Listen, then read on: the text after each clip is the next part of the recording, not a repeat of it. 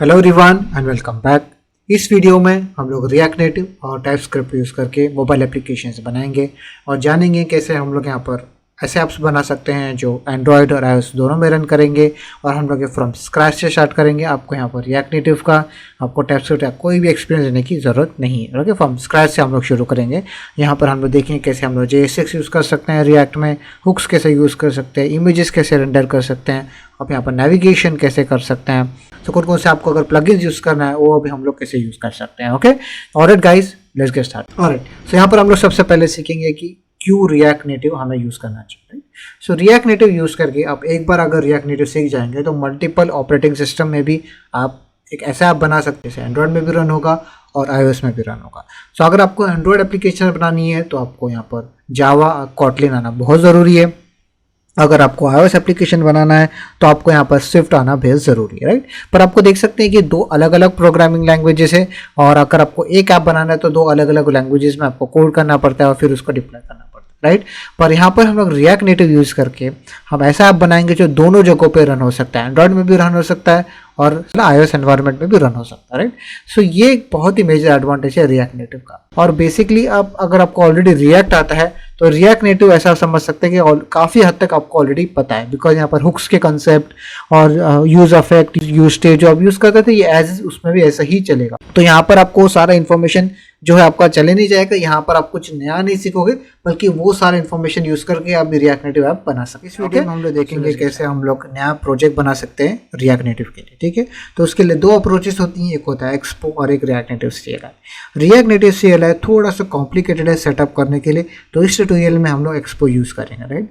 और उनके main differences ये है कि रिएक्ट नेटिव CLI यूज़ करेंगे आप तो नेटिव के जो कोड होते हैं वो भी आप इजीली एक्सेस कर सकते हैं। जैसे फॉर एग्जांपल अगर आप कोई कोड लिखते हैं स्विफ्ट में और iOS में कोई स्पेसिफिक कोड ऐसे लिखते हैं, राइट, वो आप रिएक्ट एप्लीकेशन में एक्सेस कर सकते हो उस नेटिव कोड को। जावा कोड जो आपने लिखा है या वो स्विफ्ट कोड जो लिखना है वो आप रिएक्ट नेटिव में भी एक्सेस कर सकते हैं, वो रिएक्ट नेटिव CLI अगर यूज़ करेंगे तो, ठीक है।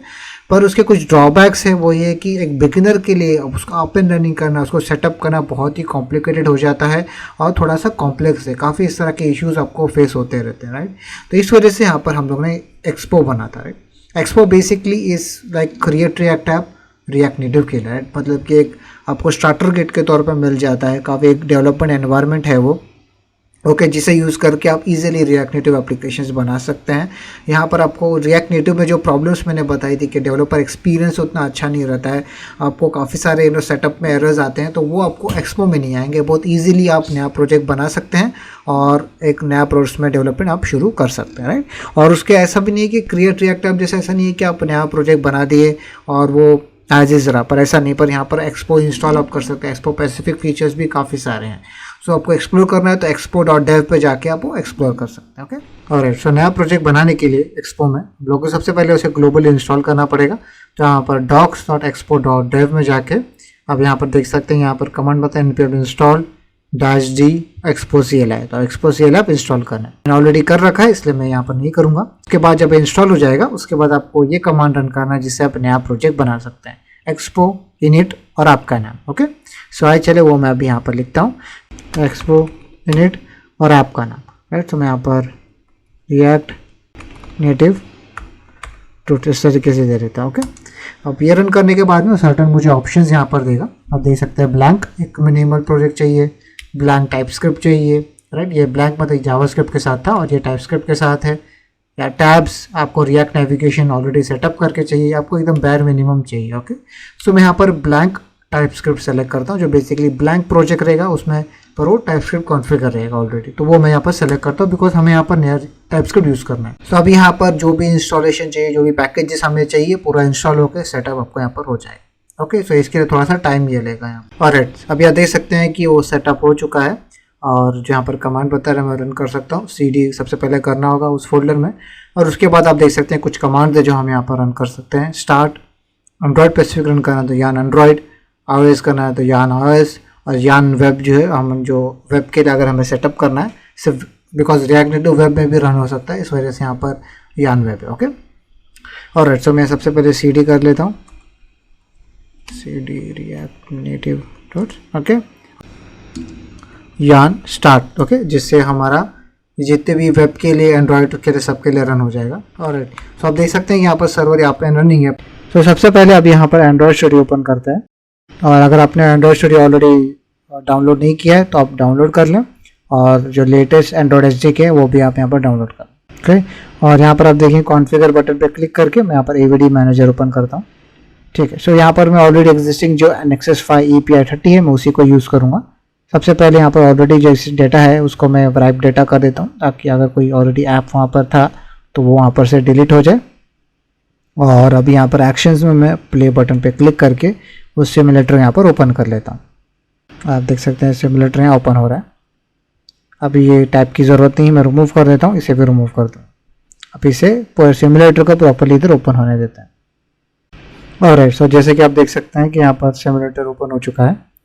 अभी यहाँ पर आप देख सकते हैं कि जब मैंने जान स्टार्ट रन किया था तो यहाँ पर आप देख सकते हैं कुछ ऑप्शंस यहाँ पर दिखाई दे रही। अगर मुझे एंड्रॉयड में प्रेस अगर ओपन करना है तो मुझे ए प्रेस करना होगा, मुझे iOS सिमुलेटर में ओपन करना है मुझे आई प्रेस करना होगा। ठीक है, तो चलिए वही एग्जैक्टली मैं वही करता हूँ। यहाँ पर सिमुलेटर में ऑलरेडी ओपन है, मैं इधर ए प्रेस करता हूँ। आप देखिए वो चेक करेगा कि कौन सा सिमुलेटर एंड्रॉयड का ओपन है, और वहाँ पर ये ऐप ओपन करने को ट्राई करेगा। एक और तरीके है जिसे यूज़ करके आप एक्सपो को टेस्ट कर सकते हैं कि आप अपने मोबाइल में, जो आपका मोबाइल है उसमें आप जो है Expo as an app install करें प्ले स्टोर से, और उस एक्सपो ऐप में आप ये QR कोड जो यहाँ पर है उसे स्कैन करके आप अपने एक्चुअल डिवाइस में भी टेस्ट कर सकते हैं, जैसे आप यहाँ पर डेवलप कर रहे हैं एग्जैक्टली वैसा। सो अब यहाँ पर हमेशा सिमुलेटर ओपन करने की ज़रूरत नहीं है, पर यहाँ पर ये ट्यूटोरियल है इस वजह से मैं यहाँ पर सिमुलेटर ओपन कर रहा हूँ। पर अगर आपको डिवाइस यूज़ करना है सो आपको सिंपली एक्सपो जो ऐप है वो इंस्टॉल करना है प्ले स्टोर से, और उस ऐप में ये जो QR कोड यहाँ पर अवेलेबल है उसे स्कैन करना है। तो यहाँ पर आप देख सकते हैं ऐप अभी एंड्रॉयड सिमुलेटर में यहाँ पर ओपन हो गया है, और यहाँ पर मैं कॉन्टेंट पर क्लिक करता हूँ। ओके, और आप देख सकते हैं कि कुछ मेनू है जिसके बारे में हम आगे बात करेंगे। ओके, सो एक आपको एंड्रॉयड एमुलेटर में कमांड M या कंट्रोल M प्रेस करने से ओपन होता है। इसको क्लोज कर देता हूँ, और आप यहाँ देख सकते हैं ये हमारा ऐप है। ओके, सो ऑलराइट, सो यहाँ पर सबसे पहले मैं इसको डुप्लीकेट करके VS कोड में ओपन करता हूँ। VS कोड में यहाँ पर एक कोड है उसको मैं ओपन कर देता हूँ। ऑलराइट, सो आप देख सकते हैं यहाँ पर ज़्यादा ऑप्शंस नहीं है।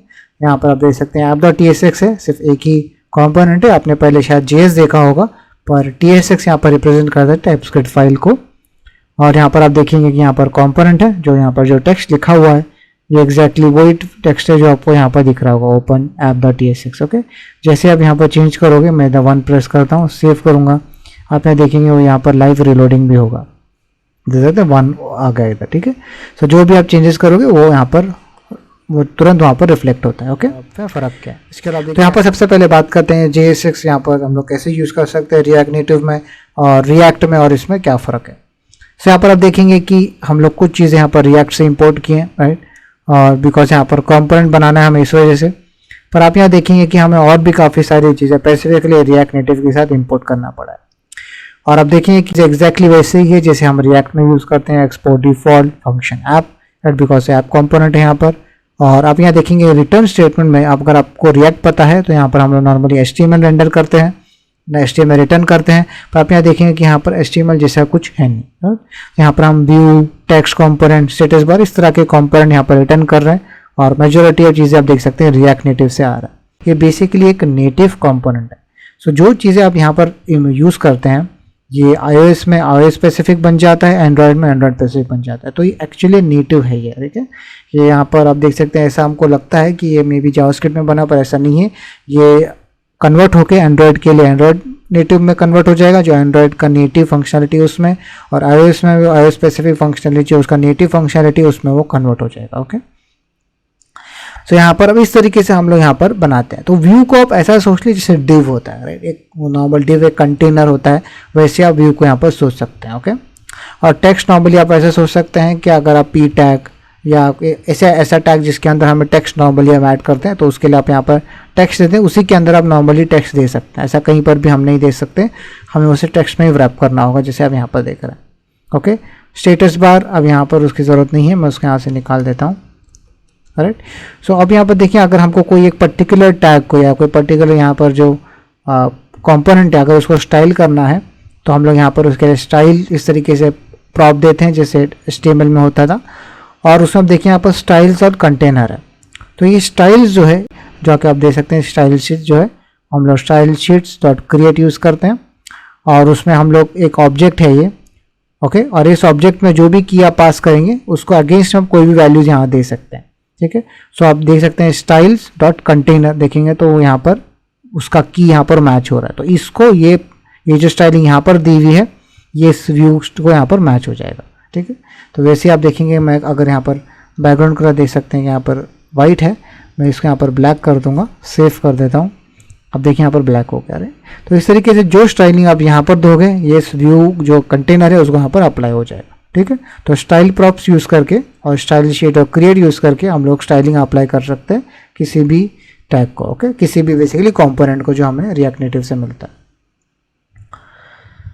ऑलराइट, सो ये आप देख सकते हैं ये बेसिक डिफरेंसेस है, you know, style normal react app में और रिएक्ट नेटिव में यहाँ पर, कि यहाँ पर कोई HTML नहीं है क्योंकि यहाँ पर नेटिव कंपोनेंट हम लोग यूज़ करते हैं जो रिएक्ट नेटिव से यहाँ पर आता है। और स्टाइलिंग के लिए यहाँ पर कोई CSS नहीं है, यहाँ पर हम लोग स्टाइल शीट और क्रिएट में यहाँ पर हम इस तरीके से, ये बेसिकली फ्लेक्स बॉक्स जैसा दिखता है अगर आपको पता है, पर एग्जैक्टली फ्लेक्स बॉक्स है नहीं, पर ऑलमोस्ट अगर आपको फ्लेक्स बॉक्स पता है तो आपको ये पता ही होगा। और यहाँ पर आप बहुत सारे ऐसे CSS जो एग्जैक्टली वैसे यूज़ कर सकते हैं जैसे आप वेब में कर सकते हैं। कई माइनर डिफरेंसेस है वो हम लोग आगे बात करेंगे, पर मोस्टली अगर आपने CSS लिखा है उसके अराउंड 80% ऑफ द थिंग्स जो आप जैसे वेब में करते थे यहाँ पर भी आप वैसे ही करेंगे, ओके। पर यहाँ फ़र्क ये रहेगा कि आप CSS नहीं, यहाँ पर ये इस तरीके से कैमल के इस तरीके से लिखना पड़ेगा, ओके। और यहाँ पर फिर से मैं इसे वाइट कर देता हूँ जैसे पहले था। और तो शुरू करने से पहले मैं आपको यहाँ पर बहुत ही ब्रीफ इंट्रोडक्शन दे देता हूँ कि हम लोग टाइपस्क्रिप्ट क्यों यूज़ करें और उसके फ़ायदे क्या हैं, ओके। सो यहाँ पर आप देख सकते हैं कि मैं एक वेरिएबल क्रिएट करता हूँ, उसका नाम यहाँ पर मैं देता हूँ नंबर, ओके। और यहाँ पर मैं एक नंबर स्टोर करता हूँ जैसे आप देख रहे हैं, ठीक है। पर अगर इस नंबर को मैं चेंज करके यहाँ पर अगर मैं कोई स्ट्रिंग असाइन करूँगा तो आप देखेंगे टाइपस्क्रिप्ट मुझे यहाँ पर एक एरर देगा, ठीक है। और वो एरर इसलिए दे रहा है, वो कह रहा है कि यहाँ पर नंबर, ये जो वेरिएबल है can not assign number because it is a constant. So basically यहाँ पर ये कह रहा है कि कांस्टेंट है, इस वजह से असाइन नहीं कर, जो ES6 का है, पर फिर भी मैं इसको लेट कन्वर्ट कर देता हूँ।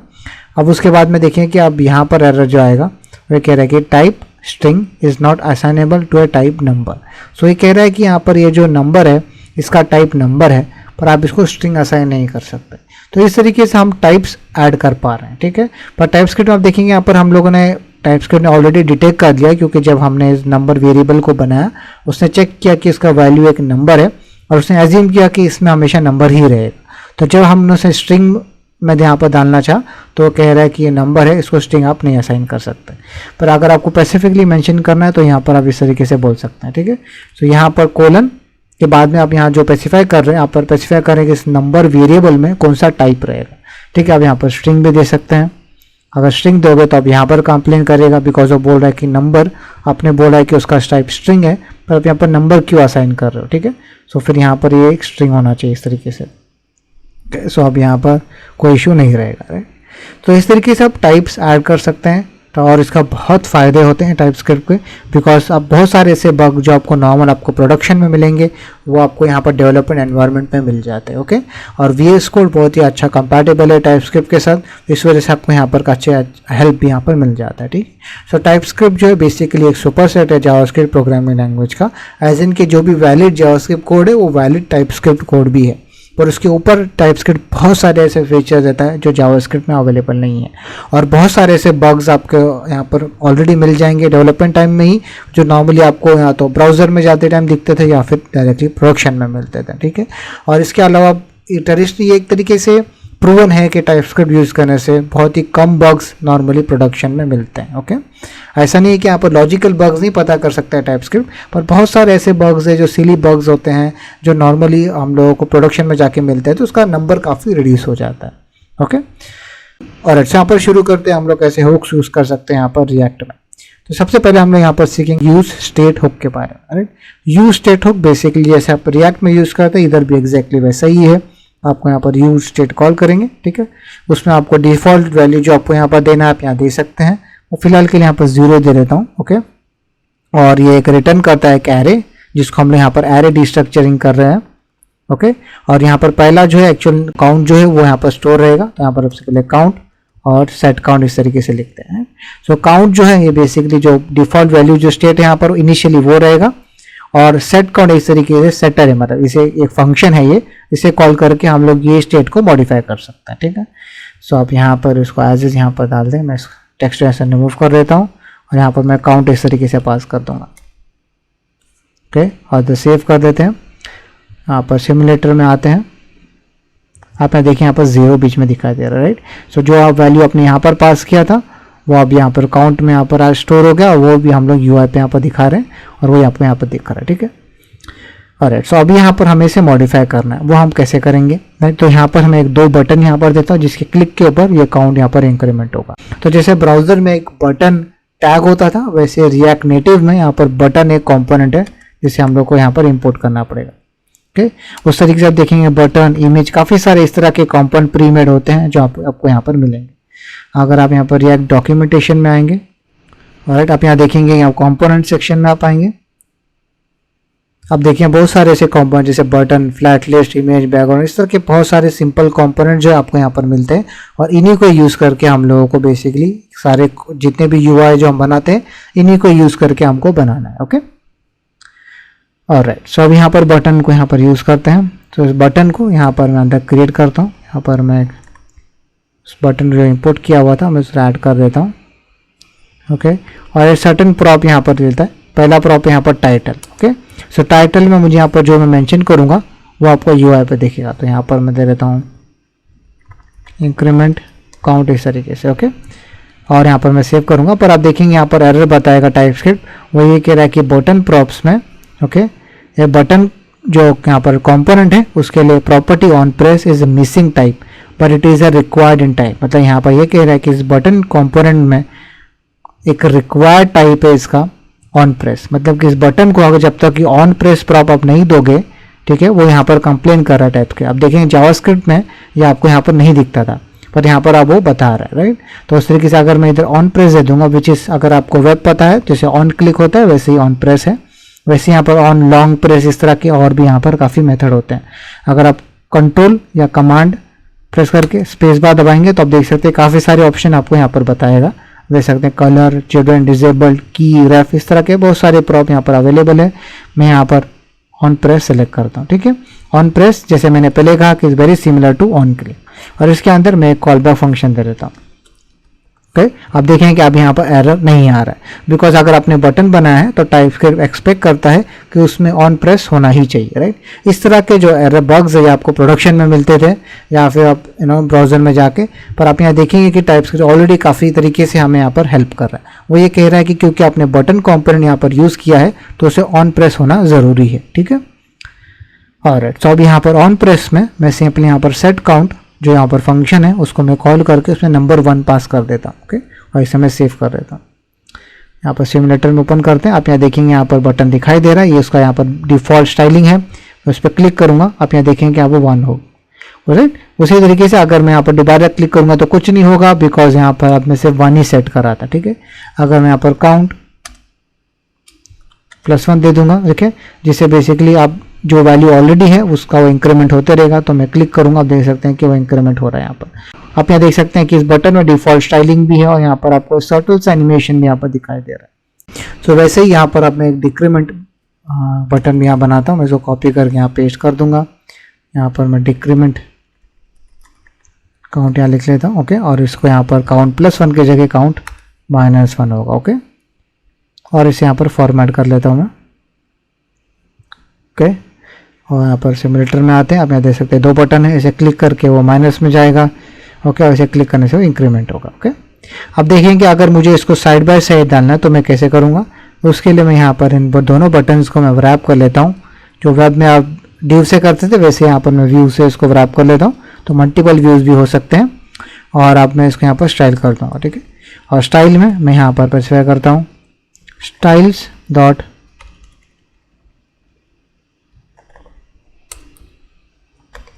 Button container, okay. और ये बटन कंटेनर की यहाँ पर है नहीं, मैं उसको यहाँ पर क्रिएट कर लेता हूँ। यहाँ पर जैसे यहाँ पर कंटेनर था वैसे यहाँ पर बटन कंटेनर नाम देना होगा, और यहाँ पर ऑब्जेक्ट। तो जो भी आप यहाँ पर स्टाइलिंग देंगे इस की में उस बटन को अप्लाई हो जाएगा, okay? सबसे पहले यहाँ पर देख सकते हैं फ्लेक्स डायरेक्शन मैं यहाँ पर रो दे देता हूँ ताकि वो साइड बाय साइड यहाँ पर आ जाए, बिकॉज बाय डिफ़ॉल्ट जो फ्लेक्स डायरेक्शन यहाँ पर होता है वो कॉलम होता है, कॉलम मतलब एक के ऊपर होता है। यहाँ पर मैं साइड बाय साइड दे देता हूँ रो देने से। ऑलराइट, सो अब यहाँ पर हम लोग ये देखते हैं कैसे हम लोग फेच कर सकते हैं या किसी तरह का एपीआई कॉल कैसे कर सकते हैं रिएक्ट नेटिव में। ओके, सो फेच यहाँ पर भी अवेलेबल रहता है रिएक्ट नेटिव में, जो आप इजीली यहाँ पर यूज़ कर सकते हैं। अगर आपको कोई पैकेजेस यूज़ करना है स्पेसिफिकली तो वो भी आप यहाँ पर यूज़ कर सकते हैं, उसमें कोई इशू नहीं होगा। ओके, तो यहाँ पर आए चले हम लोग यहाँ पर फेच यूज़ करते हैं। ओके, तो वो हम लोग इस पर्टिकुलर एंड पॉइंट जो आप यहाँ पर देख रहे हैं यहाँ पर एपीआई कॉल करेंगे और रिस्पॉन्स में हमें ये वैल्यू मिलना चाहिए। ओके,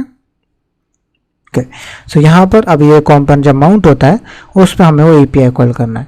एपीआई कॉल एक साइड इफेक्ट है, तो उसके लिए हमें यहाँ पर यूज इफेक्ट हुक यूज़ करना होगा, जिसे यूज़ करके हम लोग यहाँ पर एपीआई कॉल कर पाएंगे या एक पर्टिकुलर टाइम में कर पाएंगे जब हमें करना है। सो हमें एपीआई कॉल तभी करना है जब ये कॉम्पोनेंट माउंट होता है, उस टाइम पर मुझे हमें एपीआई कॉल करना है। तो उसके लिए हम लोग यहाँ पर यूज इफेक्ट हुक में यहाँ पर इम्पोर्ट कर लेगा, यूज इफेक्ट हुक के यहाँ पर ऑप्शन है और इसमें यहाँ पर एक 2 पैरामीटर होते हैं यूज इफेक्ट हुक के। सबसे पहले ये कॉल बैक फंक्शन यहाँ पर होगा, सेकंड में हमें होता है एक डिपेंडेंसी, राइट।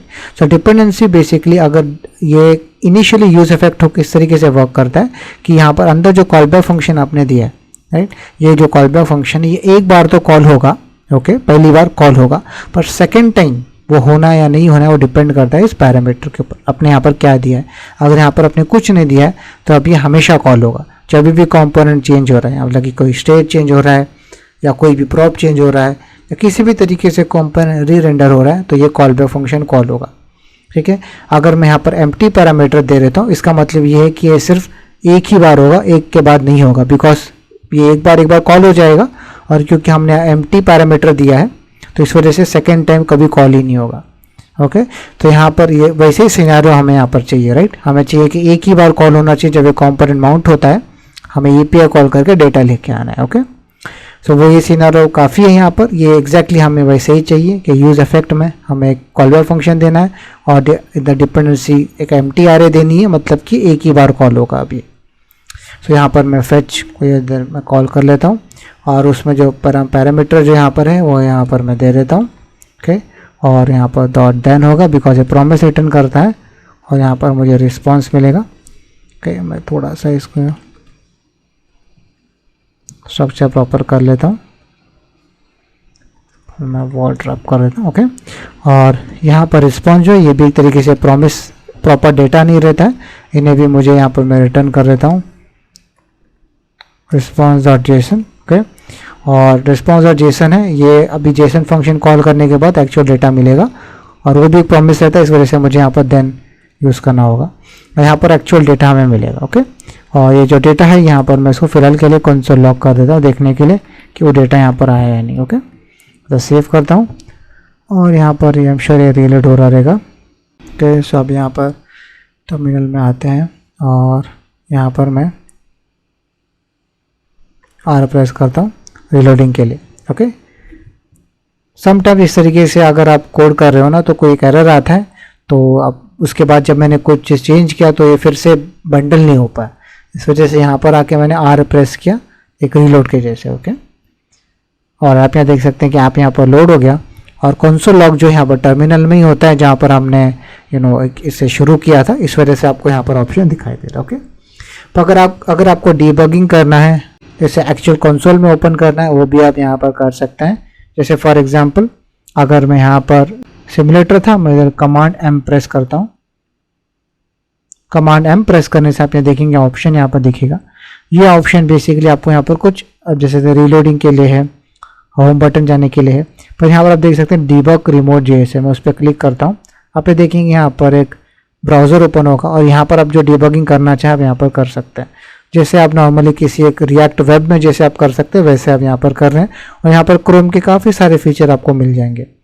और यहाँ पर आके आप यहाँ देखेंगे कि आपको सिर्फ यहाँ पर कंसोल लॉग में जो आपने किया था, राइट, वो भी आपको यहाँ पर दिखाई दे रहा है। तो सिर्फ कंसोल लॉग आपको यहाँ पर टर्मिनल में नहीं बल्कि आपको अभी यहाँ पर ब्राउज़र में भी दिखाई देगा।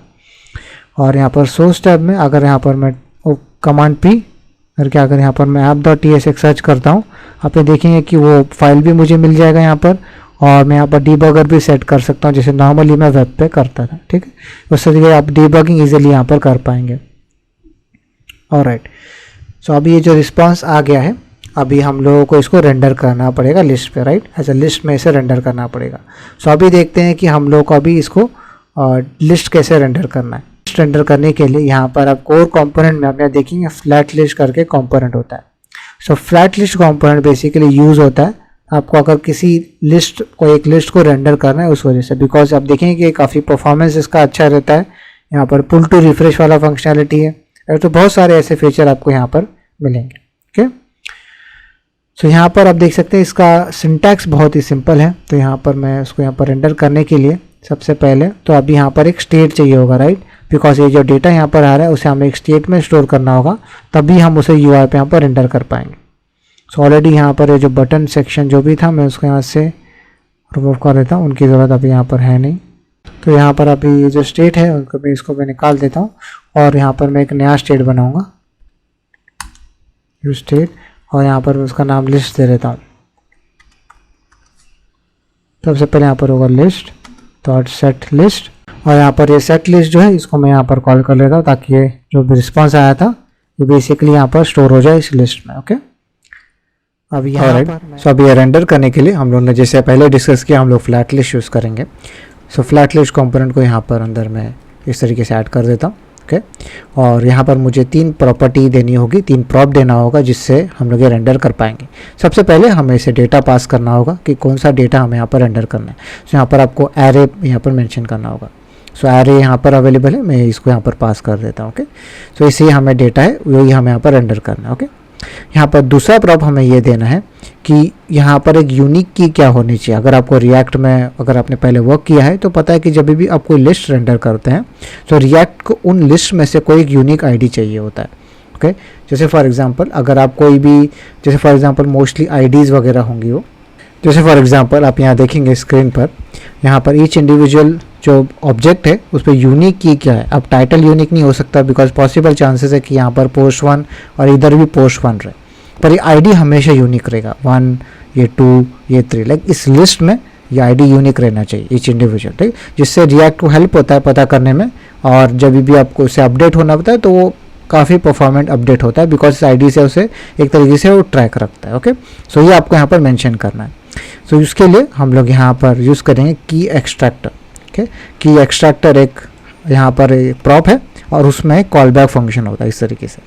ये कॉल बैक फंक्शन में हमें ईच इंडिविजुअल यहाँ पर लिस्ट आइटम मिलेगा। तो ये अगर ये लिस्ट है, ओके, सो लिस्ट आइटम यहाँ पर बेसिकली ये एक एक ऑब्जेक्ट यहाँ पर हमें मिलेगा और उसमें हमें स्पेसिफाई करना है कि उस ऑब्जेक्ट में क्या ऐसा चीज़ यूनिक है। ओके, सो यहाँ पर हमें लिस्ट आइटम मिलेगा। ओके, और उसमें से हमें आईडी रिटर्न करना है, तो इसलिए मैं यहाँ पर रिटर्न कर लेता हूँ list item dot ID. Okay, so यहाँ पर हम लोग ये कह रहे हैं कि इस लिस्ट आइटम में जो यूनिक चीज़ है वो आईडी है। ठीक है, सो जो चीज़ आप रिटर्न करोगे वो एज्यूम करेगा कि उस लिस्ट में से ये चीज़ यूनिक रहने वाली है। ओके, तो यहाँ पर अब ये कंप्लेन कर रहा है बिकॉज यहाँ पर ID doesn't exist on a type never, because यहाँ पर टाइप एग्जैक्टली मेंशन नहीं है, इस वजह से यहाँ पर इश्यू आ रहा है। तो इसको हम लोग पहले यहाँ पर फ्लैट लिस्ट को कंप्लीट करते हैं और फिर हम लोग देखेंगे कैसे ये एरर हम लोग सॉल्व कर पाएंगे। ओके, अभी हमने एक डेटा पास कर दिया, हमने ये बता दिया कि वो जो ईच इंडिविजुअल ऑब्जेक्ट है उसमें आईडी यूनिक होने वाला है।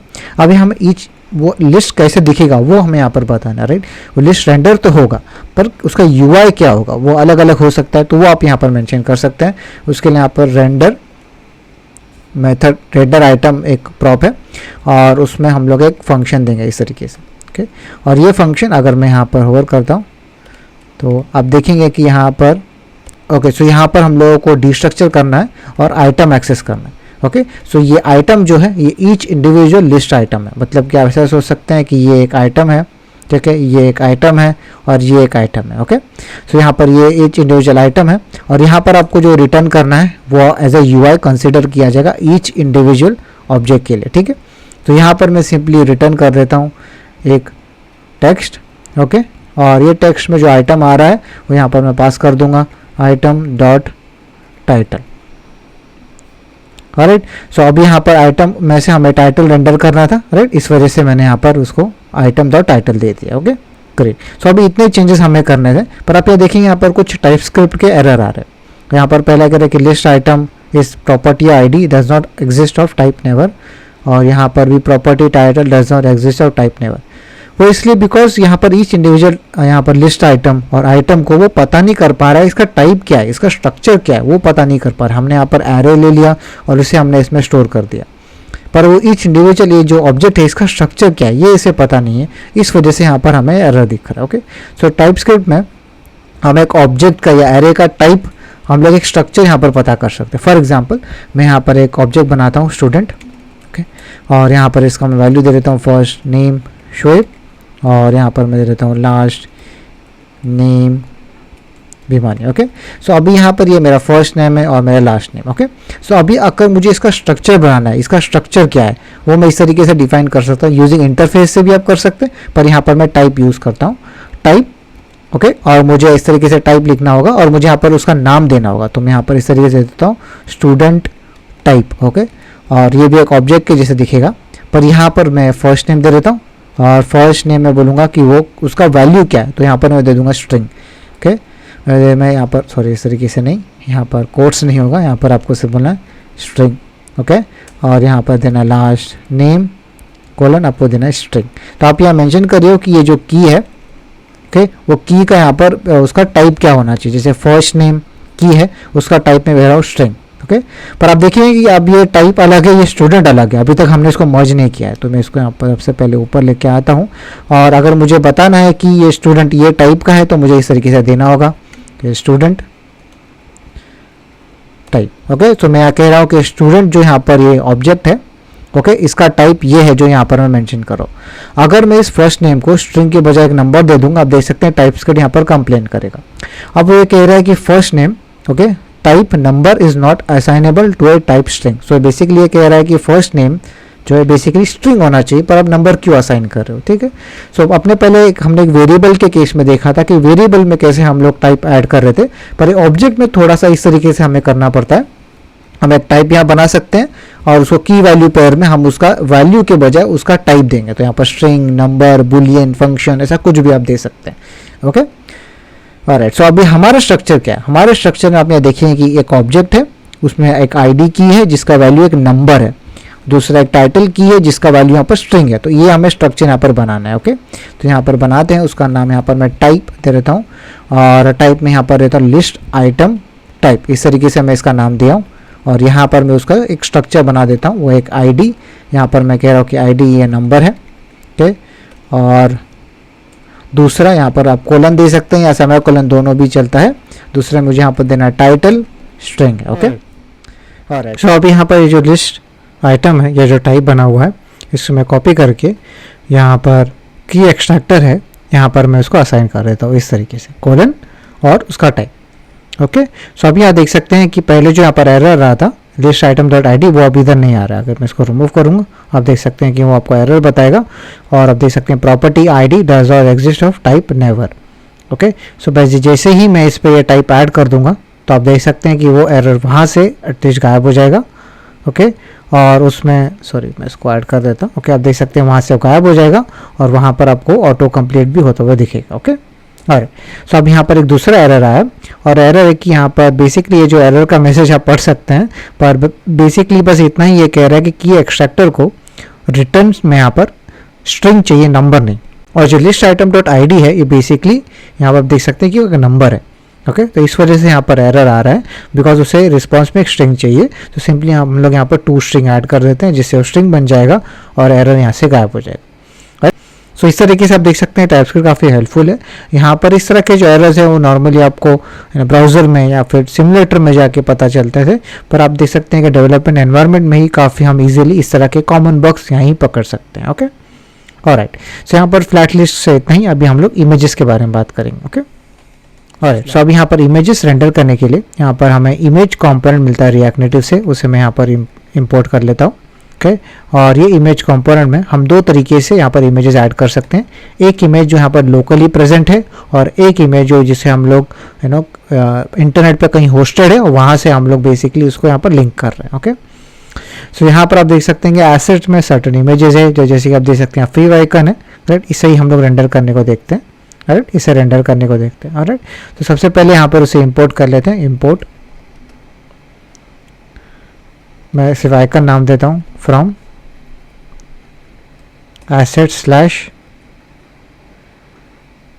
fav icon dot png। Okay, और ये आइकन जो है उसको मैं यहाँ पर इस इमेज टैग के सोर्स में यहाँ पर मैं ऐड कर दूंगा इस तरीके से, और यहाँ पर उसे ऐड कर देते हैं। और तो सिमुलेटर में अभी आते हैं, राइट। आप यहाँ देख सकते हैं कि इमेज इधर रेंडर हुआ, राइट। सो अब ये सिमिलरली हम लोग एक और इमेजेस यहाँ पर जो ऑलरेडी कहीं होस्टेड है उसको पिकअप करते हैं। सो यहाँ पर आपको डिफरेंस ये रहेगा कि सोर्स की जगह, ओके, आपको यहाँ पर एक ऑब्जेक्ट देना पड़ेगा और उसका एक की देना पड़ेगा URI, और उसमें आपको लिंक देना पड़ेगा जो कहीं पर भी जहाँ पर भी होस्टेड रहेगा। ओके, सो मैं लिंक को यहाँ पर कॉपी कर लेता हूँ और वो लिंक जो है मैं यहाँ पर सिंपली पेस्ट कर दूँगा, राइट। और इसे सेव करते हैं और एमुलेटर में आते हैं। ओके, और यहाँ पर इमेज के लिए, इमेज यहाँ पर देखने के लिए मैं इसे यहाँ पर इसको वर्ड रैप कर देता हूँ, और यहाँ पर मैं एक विद ऐड का स्टाइल प्रॉप दे देता हूँ, और स्टाइल प्रॉप में मैं यहाँ पर विद और हाइट दे देता हूँ। ओके, तो यहाँ पर मैं विद दे देता हूँ 200 और यहाँ पर मैं हाइट दे देता हूँ 200। ओके, और इसे सेव करते हैं, और आप यहाँ देख सकते हैं यहाँ पर वो इमेज दिखाई दे रहा है, राइट। और ऐसा जब आप URI देंगे तो आपको विद और हाइट भी यहाँ पर इस तरीके से देना होगा, जिससे आप देख सकते हैं इमेज यहाँ पर दिखाई दे रहा है। ओके, और ऐसे इमेजेस के लिए इतना ही। अभी हम लोग देखेंगे कैसे हम लोग नेटिव APIs को कैसे एक्सेस कर सकते हैं इन रिएक्ट नेटिव में। ओके, और सो अभी हम लोग देखेंगे कैसे नेटिव APIs को हम लोग कैसे एक्सेस कर सकते हैं। सो अगर मैं थोड़ा सा यहाँ पर export.dev को यहाँ पर मैं पुल इन कर लेता हूँ। सो आप यहाँ देखेंगे कि यहाँ पर बहुत इस API रेफरेंसेस में आएंगे, आप यहाँ देखेंगे बहुत सारे यहाँ पर नेटिव APIs आप एक्सेस कर सकते हैं, right from contacts, location, audio, video, okay, camera, बहुत सारी चीज़ें हैं जो आप यहाँ पर एक्सेस कर। इवन यहाँ पर देख सकते हैं Firebase core, okay, Firebase analytics से लेके काफ़ी सारी चीज़ें आपको यहाँ पर अवेलेबल रहेगा। सो यहाँ पर देख सकते हैं इमेज पिकर यूज़ करने के लिए एक पैकेज मुझे इंस्टॉल करना होगा, और उसे यूज़ करके मैं इजीली जो भी इमेजेस हमारे पास लोकली इंस्टॉल्ड है उसे हम लोग एक्सेस कर सकते हैं। Okay, alright. सो अभी यहाँ पर इसके लिए मैं इस पैकेज को सबसे पहले इंस्टॉल करना होगा, तो मैं यहाँ पर जो इमेजेस लिखे हुए हैं मैं उसको यहाँ से डिलीट कर देता हूँ, इसे डिलीट कर देता हूँ, और आइकन को भी यहाँ से रिमूव कर देंगे। ओके, और यहाँ पर टर्मिनल में ओपन करता हूँ। ओके, और इस टर्मिनल में मैं एक नया टैब इधर ओपन करता हूँ, और यहाँ पर अब मैं लिखूँगा Expo install Expo image picker, right. So यहाँ पर अब मैं install Expo Expo image picker. Okay, और सो ये इंस्टॉल हो रहा है जब तक कि हम इसके लिए जो स्पेसिफिक कोड है वो हमें लिखते हैं। सो बाहर में यहाँ पर एक कंपोनेंट बनाता हूँ, एक फाइल, और मैं उसका नाम यहाँ देता हूँ image picker dot tsx। Okay, alright.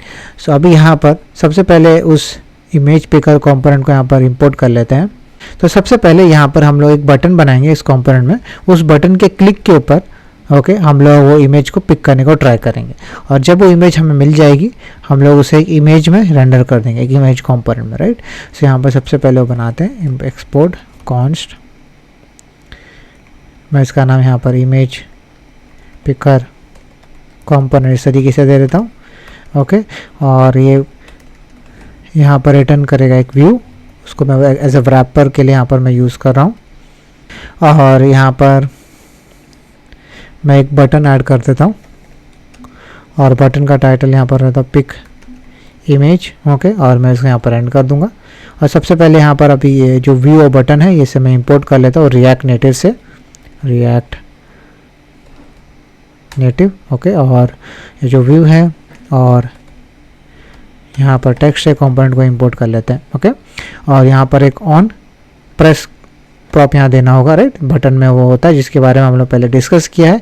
Okay, जो यहाँ पर हम लोग ऑन यहाँ पर इमेज को पिक करने का जो लॉजिक है वो इस यहाँ पर लिखेंगे। तो यहाँ पर मैं उसको लेता हूँ ऑन पिक इमेज। ओके, और ये फंक्शन जो है यहाँ पर मैं क्रिएट करता हूँ। ओके, इस तरीके से, और अभी यहाँ पर इसको मैं फॉर्मेट कर लेता हूँ, इसको साइड बार को हाइड कर देते हैं। ओके, सो यहाँ पर अगर ओके बटन को भी यहाँ पर टेक्स्ट की जगह बटन मुझे इंपोर्ट करना था। Okay, alright. सो अभी यहाँ पर सबसे पहले इतना जो हमने लिखा है इसके लिए हम लोग लॉजिक लिखते हैं।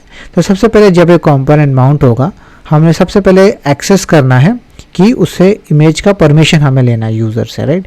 जब परमिशन हम ले लेंगे उसके बाद में ही हम लोग इमेज को एक्चुअली वहाँ पर से पिक कर सकते हैं, ओके। सो जब ये कंपोनेंट माउंट होता है तो यहाँ पर यूज़ इफेक्ट हुक मैं यूज़ करूँगा, यूज़ इफेक्ट हुक, ओके। और यहाँ पर एक कॉल बैक फंक्शन देते हैं और यहाँ पर हम लोग एम्प्टी पैरामीटर, सो यहाँ पर हम लोग एम्प्टी एरे दे देंगे। इसका मतलब है कि एक ही बार ये कॉल होना चाहिए जब ये कंपोनेंट माउंट हो रहा है। और यहाँ पर अब मैं उस परमिशन को एक्सेस करने के लिए मैं यहाँ पर एक फंक्शन बनाता हूँ,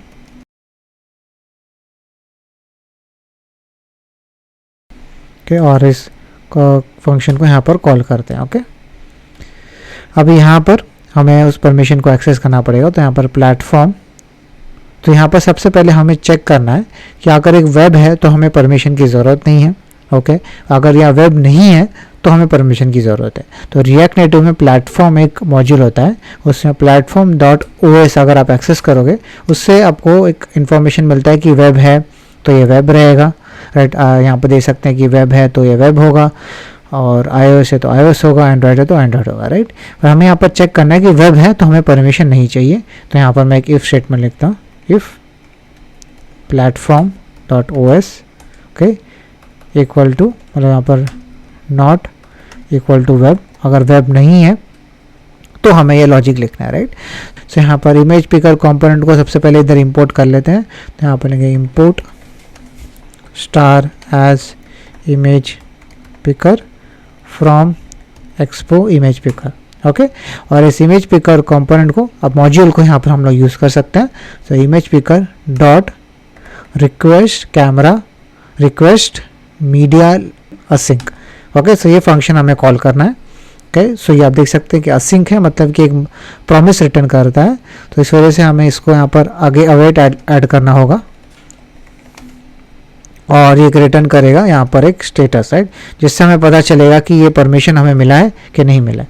और यहाँ पर मैं इसको कॉन्स इक्वल टू इस तरीके से दे देता हूँ। अब यहाँ पर अवेट हमने ऐड किया है तो उसका जो पेरेंट फंक्शन है इसे हमें असिंक देना होगा, ओके। तभी हम लोग इधर अवेट ऐड कर पाएंगे, ऑलराइट। अभी स्टेटस में अगर मैं इसको यहाँ पर जब वर्ड रैप कर देता हूँ तो ये जो स्टेटस है अगर ये ग्रांट नहीं आया, इसका मतलब ये है कि हमें ये बोलना है कि इमेज आप नहीं एक्सेस कर सकते। तो ये असिंक में अगर मैं इसको इंपोर्ट करूँगा, आप देख सकते हैं कि रिटर्न करेगा मीडिया परमिशन रिस्पॉन्स, ओके। और उसमें उस परमिशन रिस्पॉन्स में आप यहाँ देखेंगे कि हमें एक स्टेटस मिलता है, राइट। ये स्टेटस आप देख सकते हैं या तो ग्रांटेड रहेगा या तो अनडिटरमाइंड रहेगा या डिनाइड रहेगा, ओके। सो मुझे यहाँ पर सिंपली चेक करना है कि अगर status not equal to granted है तभी मुझे एक अलर्ट दिखाना है कि आप कैमरा या इमेज रोल अब ये पर्टिकुलर फीचर नहीं यूज़ कर सकते, इस तरह का मुझे एक नोटिफिकेशन दिखाना है। तो यहाँ पर मैं चेक कर सकता हूँ if status not equal to granted, इस तरीके से यहाँ पर मैं स्ट्रिंग लिख सकता हूँ, ओके। और यहाँ पर अलर्ट एक मॉड्यूल होता है, वो भी हमें रिएक्ट नेटिव से मिलता है, उसे यहाँ पर मैं यूज़ कर सकता हूँ। सो अलर्ट, ओके, अलर्ट एक मॉड्यूल होता है और यहाँ पर मैं उसे कॉल कर सकता हूँ अलर्ट डॉट अलर्ट, ओके। और यहाँ पर मैं उसको सिंपली बीच में टाइटल दे दूँगा। आप दे सकते हैं, आप टाइटल दे सकते हैं, मैसेज दे सकते हैं और बटन्स भी यहाँ पर आप दे सकते हैं। तो फिलहाल मैं सीधा टाइटल दूंगा, you can not use this feature, okay. इस तरह का एक डमी मैसेज यहाँ पर दे देते हैं और मैं इसको यहाँ पर फॉर्मेट कर देता हूँ। तो यहाँ पर या तो आप इस तरीके से स्ट्रिंग दे सकते हैं या फिर इस इमेज पिकर में डॉट हमें परमिशन स्टेटस डॉट यहाँ पर हमें ग्रांटेड मिलेगा, राइट। तो इस तरीके से आप चेक लगा सकते हैं। इंस्टेड बिकॉज ये आप स्ट्रिंग हार्ड कोड करने के बजाय जो ऑलरेडी वहाँ पर वैल्यू है वही हम लोग यहाँ पर एक्सेस करें, दैट्स इट, और कोई फ़र्क नहीं। तो ये डायरेक्टली ग्रांटेड आप देखेंगे कि ये भी यहाँ पर वही है जो वहाँ पर था, ओके। बस खाली अब ये उस लाइब्रेरी से आ रहा है, इंस्टेड हमने वहाँ पर हार्ड कोड किया था, ऑलराइट। सो अभी इतना जो हमने कोड लिखा हुआ है देखते हैं कि वर्क कर रहा है नहीं। उसके बाद में हम जो ये फंक्शन है इसके कॉल होने पर हम लोग एक्चुअल एक लाइब्रेरी में से फंक्शन है लॉन्च इमेज लाइब्रेरी असिंक, उसे कॉल करेंगे और उससे हम लोग इमेज को एक्सेस कर पाएंगे, ओके। तो यहाँ पर अभी मैं इंपोर्ट कर लेता हूँ उस कंपोनेंट को, import from image picker, okay. और यहाँ पर उस कंपोनेंट को इंपोर्ट करते हैं इमेज पिकर कंपोनेंट और इस कंपोनेंट को अंदर यहाँ पर एंटर कर देते हैं, ओके। और यहाँ पर एमुलेटर में आते हैं तो आप यहाँ पर देख सकते हैं एरर आ रहा है, can not find react. Anyway so यहाँ पर मैं एक रिएक्ट इंपोर्ट करना भूल गया था, यहाँ पर रिएक्ट इंपोर्ट कर लेते हैं। ओके, इसे सेव कर लेता हूँ। और आप यहाँ देख सकते हैं यहाँ पर बटन दिखाई दे रहा है और जैसे ही कंपोनेंट माउंट हुआ हमें यहाँ पर एक अलर्ट है। ये अलर्ट का जो यूआई है ये एंड्रॉयड पे अलग होगा और iOS में अलग होगा। और यहाँ पर अब वो परमिशन मांग रहा है फ़ोटोज़ को एक्सेस करने का, राइट। सो हम यहाँ पर डिनाई कर सकते हैं या फिर आप एक्सेस यहाँ दे सकते हैं। अगर मैं डिनाई पे यहाँ क्लिक करूँगा आप यहाँ देख सकते हैं कि उसके बाद में मुझे अलर्ट दिखाई देगा। ये अलर्ट यहाँ पर ट्रिगर हुआ और उसमें मुझे बता रहा है कि you can not use this feature. ये अलर्ट मॉड्यूल भी जो आप यहाँ पर देख रहे हैं ये भी चेंज होगा बेस्ड ऑन जो ऑपरेटिंग सिस्टम है। यहाँ पर एंड्रॉयड है तो एंड्रॉयड का स्पेसिफिक यहाँ दिखाई दे रहा है, iOS में iOS स्पेसिफिक यहाँ पर होगा। ओके, अब मैं यहाँ ओके पे क्लिक करता हूँ। ऑलराइट, सो अभी हम देख सकते हैं कि इतना कोड जो हमने लिखा है प्रॉपर्ली अभी चल रहा है। अभी उस पिक इमेज फंक्शन जो था उस पर हम लोग कोड लिखेंगे जिससे हम लोग एक्चुअल इमेज वहाँ पर एक्सेस कर सकें। ओके, सो यहाँ पर पिक इमेज जो फंक्शन था इसके अंदर यहाँ पर हम वो लेट इमेज में यहाँ पर एक वेरिएबल बना देता हूँ। ओके, और यहाँ पर भी एक अवेट होगा, await image picker dot launch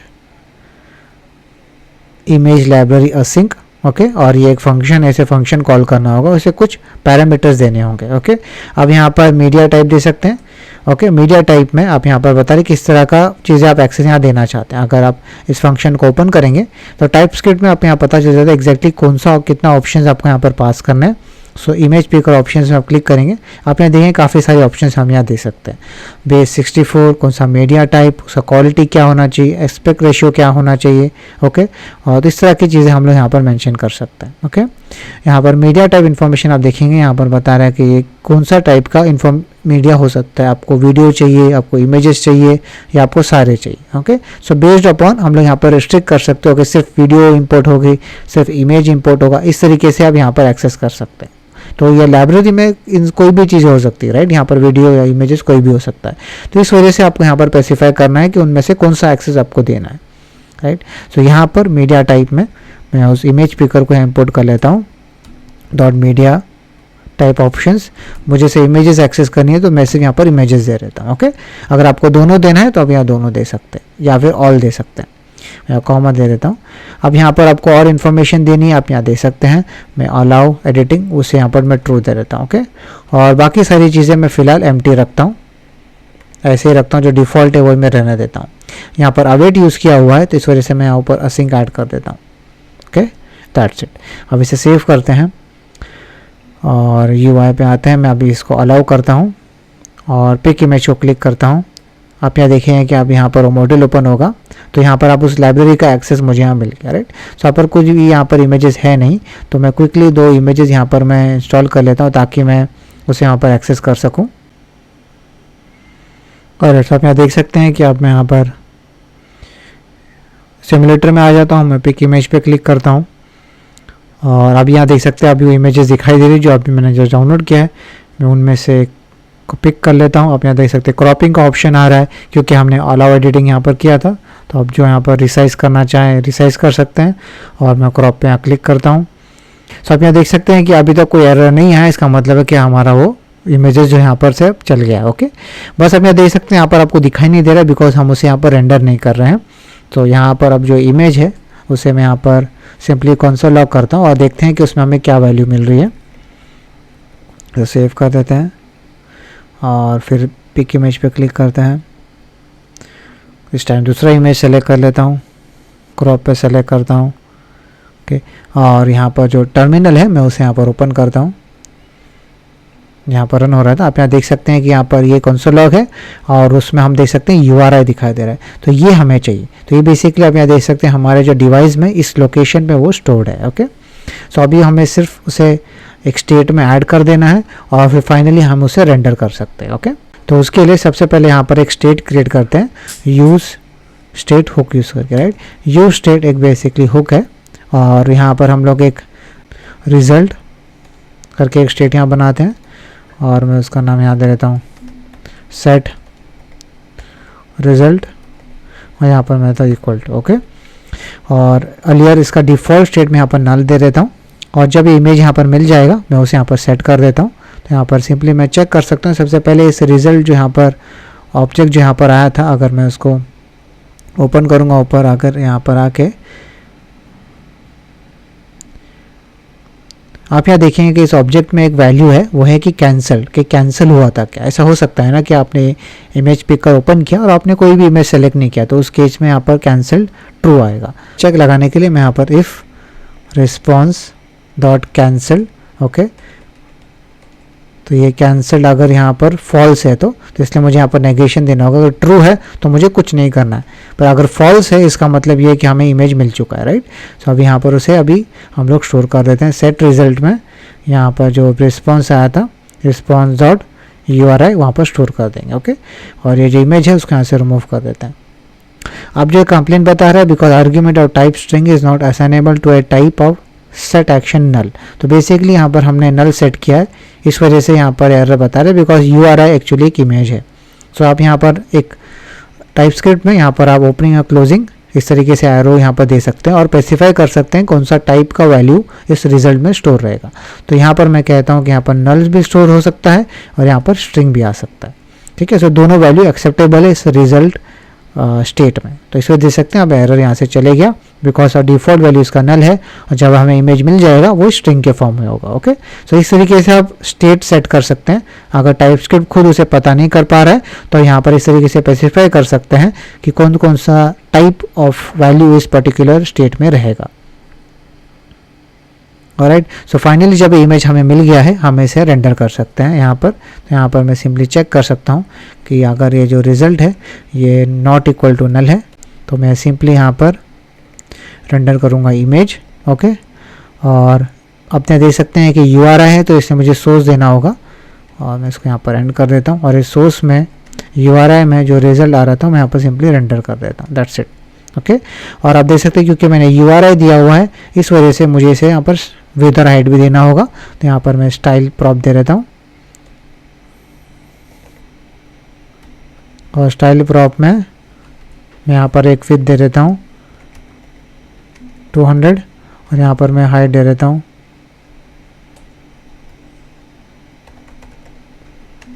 200, okay. तो इस तरीके से जो भी आप हाइट या विड्थ देना चाहें आप यहाँ पर दे सकते हैं, ओके। और फाइनली ये जो इमेज कंपोनेंट है ये मैं इंपोर्ट कर लेता हूँ यहाँ पर रिएक्ट नेटिव से, ओके। होपफुली अभी एरर यहाँ से गायब हो जाएगा।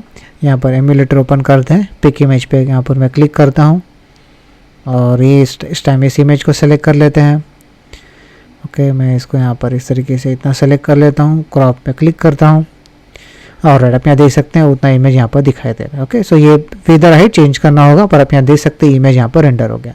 तो इस तरीके से आप बहुत सारे एक्सपो में इस तरह के पैकेजेस हैं और एक्सपो के बाहर भी काफ़ी सारे और पैकेजेस हैं जिससे आप नेटिव APIs को एक्सेस कर सकते हैं। हम लोग सीखेंगे कैसे हम लोग नेविगेशन कर सकते हैं रिएक्ट नेटिव एप्लीकेशन, और उसके लिए हम लोग रिएक्ट नेविगेशन पैकेज है उसका हम लोग इस्तेमाल करें। Alright, so let's get started. यहाँ पर आप देख सकते हैं कि ये reactnavigation.org है। और सबसे पहले जानने से पहले यहाँ पर आप देखेंगे कि रिएक्ट नेविगेशन में कुछ अलग अलग स्ट्रैटेजीज होती है, जैसे टैब नेविगेशन होता है और ड्रॉ नेविगेशन होता है, ओके। टैब नेविगेशन अगर आपने उसको देखा होगा मोस्टली यहाँ पर आप देख सकते हैं ऐसे दो अलग अलग टैब होते हैं, उनके क्लिक के ऊपर आप देख सकते हैं अलग अलग कंपोनेंट यहाँ पर रेंडर होगा, ओके। उसी तरीके से यहाँ पर ड्रॉ नेविगेशन भी होता है, जहाँ पर आप देख सकते हैं कि साइड से लेफ्ट हैंड साइड से ड्रॉअर ओपन होता है, उसके क्लिक के ऊपर आप यहाँ देखेंगे अलग अलग कंपोनेंट यहाँ पर रेंडर होगा। तो इस सीरीज में हम लोग जो है ड्रॉ नेविगेशन के बारे में बात करेंगे, ओके। ऑलराइट, तो सबसे पहले हम लोग रिएक्ट नेविगेशन पैकेज है उसको इंस्टॉल करते हैं। तो गेटिंग स्टार्टेड सेक्शन पे मैं यहाँ पर आया हूँ और यहाँ पर आप देखेंगे यहाँ पर इंस्टॉलेशन स्टेप यहाँ पर बताया है, ओके। तो यहाँ पर शुरू करते हैं सबसे पहले रिएक्ट नेविगेशन नेटिव को इंस्टॉल करने के लिए, ओके। तो यहाँ पे आते हैं और यहाँ तो ये जो कमांड आप यहाँ पर देख रहे हैं मैं उसको यहाँ पर से कॉपी कर लेता हूँ और यहाँ पर आके मैं इस सर्वर को यहाँ पर जो रन हो रहा है मैं उसको फिलहाल टेम्पररी क्लोज कर देता हूँ, ओके। और क्लियर करके यहाँ पर सबसे पहले उस कमांड को रन करते हैं, ओके। तो यहाँ पर अराउंड मुझे लग रहा है 3 से 4 पैकेजेस हमें यहाँ पर इंस्टॉल करने पड़ेंगे, ओके। सबसे पहले ये पैकेजेस इंस्टॉल कर लेते हैं। उसके बाद में नीचे स्क्रॉल करेंगे, यहाँ पर आप देख सकते हैं रिएक्ट नेटिव स्क्रीन और react native safe area context. तो ये पैकेजेस हमें इंस्टॉल करनी पड़ेगी, पर यहाँ पर हम यान नहीं एक्सपो यूज करेंगे, तो यहाँ पर एक्सपो स्पेसिफिक ये पैकेजेस इंस्टॉल हो जाएंगे, ओके। तो ये यान इंस्टॉल या फिर यान ऐड या npm इंस्टॉल जैसा ही है, पर एक्सपो इंस्टॉल से ऐसे पैकेजेस इंस्टॉल होंगे जो कंपैटिबल है जो करंट एक्सपो वर्जन हम लोग यूज कर रहे हैं, ओके। तो इसे भी मैं कॉपी कर लेता हूँ और यहाँ पर एक इंस्टॉल हो गया, उधर ही मैं फिर इसको रन करता हूँ, ओके। और अब यहाँ पर नीचे स्क्रॉल करते हैं, यहाँ पर आप देख सकते हैं कि अगर आप यहाँ पर एक्सपो नहीं यूज कर रहे थे, okay, react native CLI use कर रहे थे, तो ये कमांड आप रन करें। लेकिन हम लोग क्योंकि एक्सपो यूज करें, इस वजह से हम लोग ने एक्सपो इंस्टॉल रन किया, ओके। और सो अब यहाँ पर इतना ही रन करना था। उसके बाद में अब यहाँ पर नीचे हम स्क्रॉल करेंगे ड्रॉ नेविगेशन के लिए, बिकॉज अभी तक जो पैकेजेस हमने यूज किए वो सिर्फ रिएक्ट नेविगेशन के लिए है, पर यहाँ पर अभी ड्रॉ नेविगेशन के लिए कैसे उसको इंप्लीमेंट करना है उसके लिए पैकेजेस लगेंगी।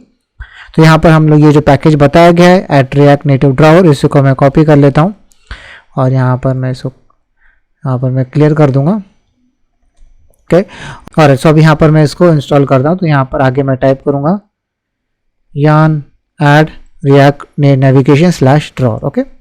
ये जब इंस्टॉल हो जाएगा उसी के साथ साथ अब बाद में मुझे ये जो पैकेजेस है ये भी चाहिए रहेगा, React Native gesture handler, React Native reanimate, okay. और इसे भी मैं इंस्टॉल कर लेता हूँ। सबसे पहले इंस्टॉल हो जाता है और उसके बाद में मैं ये yarn add react native guest handler react native reanimate, तो मैं इसे कॉपी कर लेता हूँ और मैं इसे पेस्ट कर दूँगा। और सब देख सकते हैं काफ़ी सारे पैकेजेस हमने यहाँ पर इंस्टॉल किए। तो सबसे पहले आए देखते हैं कि कितने पैकेजेस एक्चुअली में यहाँ पर हमने इंस्टॉल किया। सो अब यहाँ पर इसका डिफ देखते हैं। यहाँ पर आप देख सकते हैं कि यहाँ पर अराउंड हमने जो है तकरीबन यहाँ पर 2 और 4 यहाँ पर 6 पैकेजेस इंस्टॉल किए, जो आप यहाँ पर देख सकते हैं, ओके। रिएक्ट नेटिव /drawer, ताकि हमें ड्रॉअर नेविगेशन स्ट्रेटजी यूज़ करना है, रिएक्ट नेविगेशन /native या जो हमारा कोर पैकेज है, और ये 3 पैकेजेस बेसिकली सपोर्ट के लिए हम लोग ये 4 पैकेजेस इस सपोर्ट के लिए यूज़ कर रहे हैं, ओके।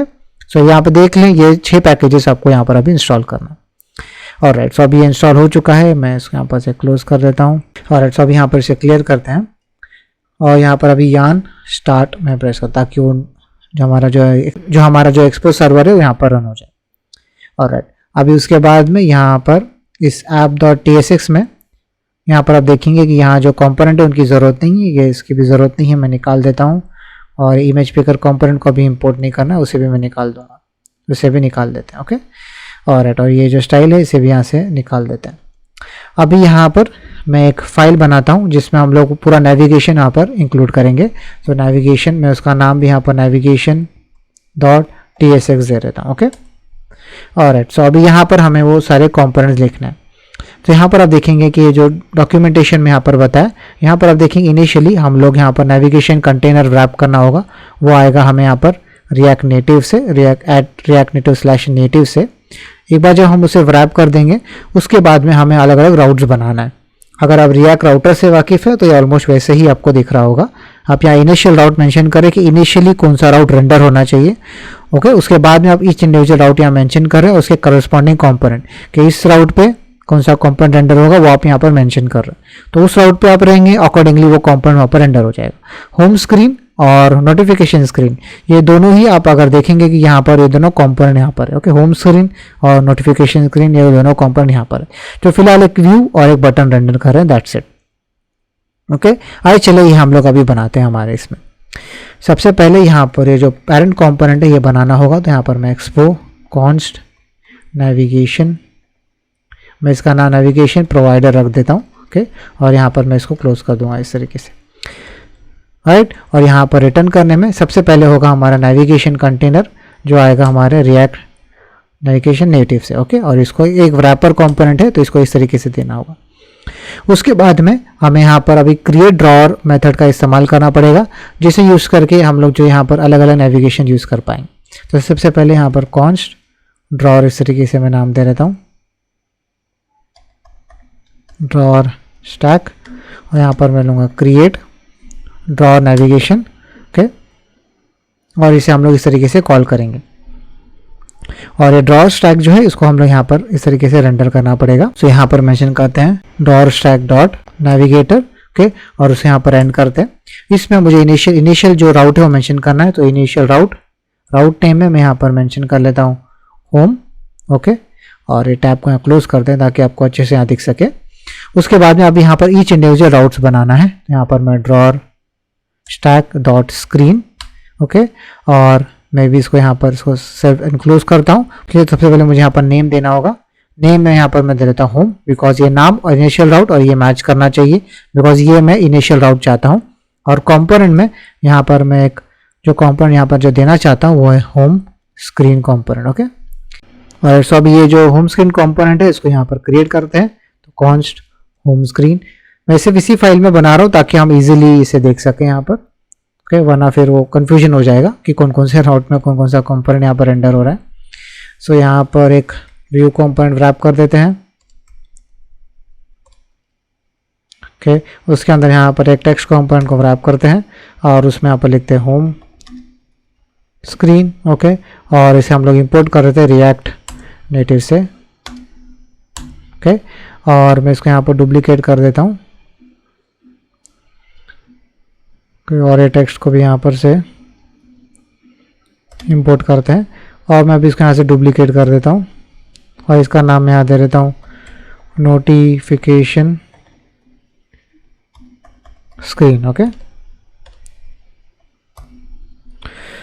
ऑलराइट, तो अभी ये कंपोनेंट बना है, इसे मैं यहाँ पर भी रेंडर कर देता हूँ डॉट स्टैक तो स्क्रीन में। यहाँ पर इसका नाम मैं दे देता हूँ नोटिफिकेशन और ये जो नोटिफिकेशन स्क्रीन कंपोनेंट है इसे यहाँ पर रेंडर कर देता है। ओके,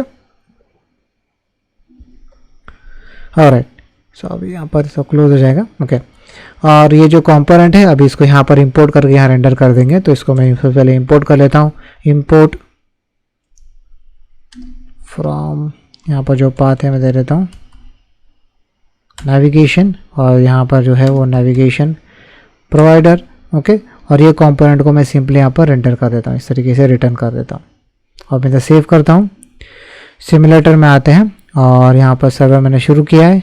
ऑलराइट, सो यहाँ पर ये प्रेस करते हैं और ऐसे यहाँ पर एक एरर आ रहा है कि हमने रिएक्ट को इंपोर्ट नहीं किया। तो यहाँ पर जो है बेसिकली हमें रिएक्ट इंपोर्ट कर सकते हैं। तो बिकॉज मैंने यहाँ पर कंपोनेंट क्रिएट किया और मैंने रिएक्ट इंपोर्ट नहीं किया तो कर लेते हैं, सेव करते हैं और यहाँ पर रीलोड आर प्रेस करता हूँ ताकि ये रीलोड हो सके। और ऐसा आप यहाँ देख सकते हैं कि सिमुलेटर में यहाँ पर ऐप ओपन है और यहाँ पर आप देखिए कि अलग अलग राउट्स भी यहाँ पर मेंशन है। ओके, और आप देख सकते हैं टेक्स्ट यहाँ दिखाई दे रहा है। मैं यहाँ पर क्लिक करता हूँ नोटिफिकेशन में, आप देख सकते हैं कि यहाँ पर ओके, सो यहाँ पर नोटिफिकेशन में भी यहाँ पर मैंने होम स्क्रीन ही रेंडर किया तो इसलिए मैं नोटिफिकेशन यहाँ लिख देता हूँ टेक्स्ट ताकि हम वो डिफ्रेंशिएट कर सकें। और आप यहाँ देख सकते हैं नोटिफिकेशन स्क्रीन दिखाई दे रहा है। मैं यहाँ पर होम पे क्लिक करता हूँ, आप यहाँ देख सकते हैं होम दिखाई दे रहा है। ग्रेट, ऑलराइट, सो अब यहाँ पर देखें कि इन दोनों में हम लोग यहाँ पर अलग अलग यहाँ पर टैब प्रेस करके हम नेविगेट कर पा रहे हैं। पर देखिए यहाँ पर बटन डाल के हम कैसे नेविगेट कर सकते हैं, वो बहुत आसान है। यहाँ पर होम स्क्रीन में मैं यहाँ पर एक बटन बना देता हूँ और बटन इसको इंपोर्ट करते हैं हम लोग रिएक्ट नेटिव से। यहाँ पर हमारा टाइटल प्रॉप देना होगा। ओके, जिसमें मैं यहाँ देता हूँ गो टू नोटिफिकेशन। ओके, और